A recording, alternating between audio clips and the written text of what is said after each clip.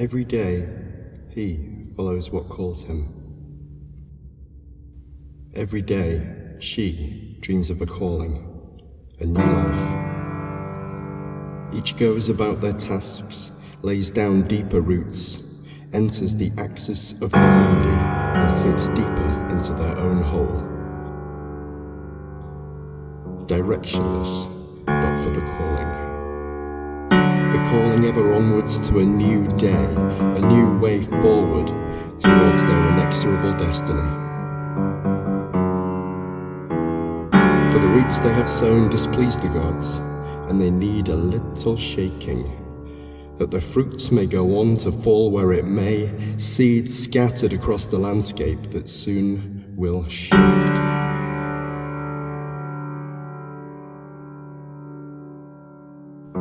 Landmarks buried beneath the veil of ash, whipped with birch and scented with the deep, aromatic hum of pine that grows new ornament against the firmament of peril for all those that worship the false god, man.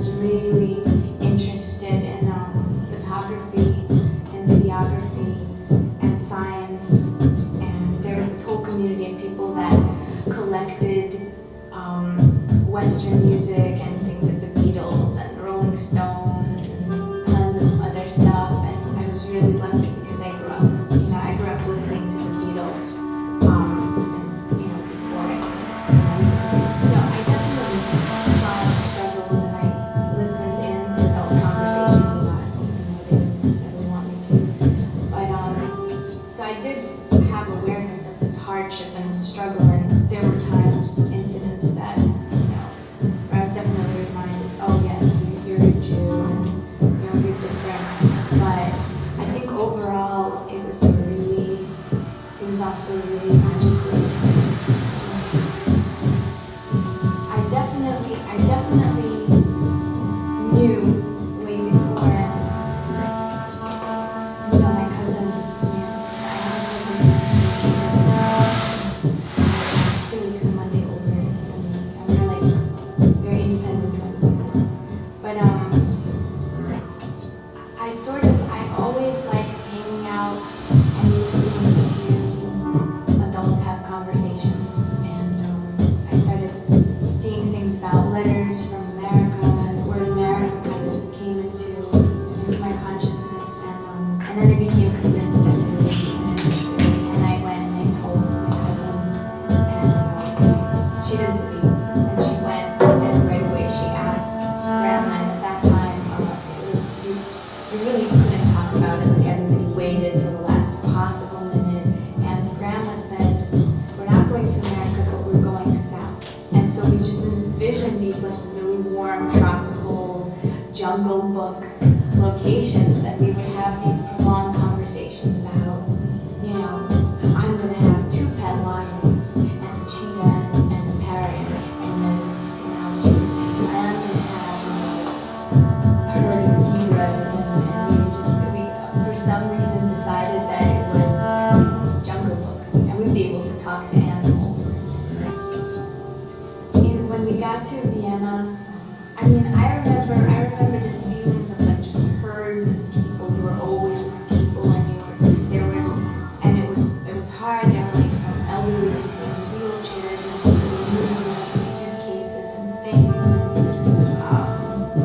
you just saw a lot of panic faces everywhere. But when we got to Vienna, we stayed in a room, and there was bunk beds, and there was no floor because the whole room was bunk beds. And we were traveling as 6 people with extended family, and then there was another elderly couple there, and it was just kind of a thing. You really didn't feel like you were in some sort of like strange camp or something. It's like you're in Italy in the summer.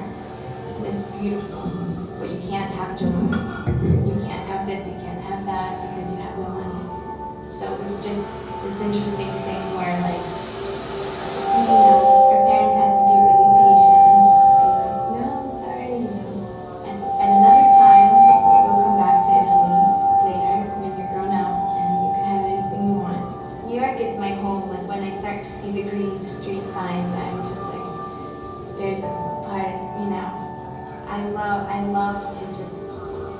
I love landing here and knowing that I'm home. We were very lucky because we had a lot of relatives that left Russia earlier than we did, that left in the 70s, and they really helped us. I mean, they helped us find everything. They were the ones that helped us find the 2 apartments in Kingsbridge that were like across, 2 doors across from each other. Me and my cousin, it was like everything had been our dream. And our parents were very It's louder and louder until I come back. When I come back, the piecing is quiet for that period of time. Kingsbridge Center is right there. There's this big They still know. It begins to make noise, so I got And my brother, but when I do that, tiny little piece starts making that noise. So one of the things I enjoy about being here is just that piece that comes from being here. And I can't explain to you in a logical way why that's true. I can't trace the ancestry back here. I can't, but there's a part of me that just feels very home.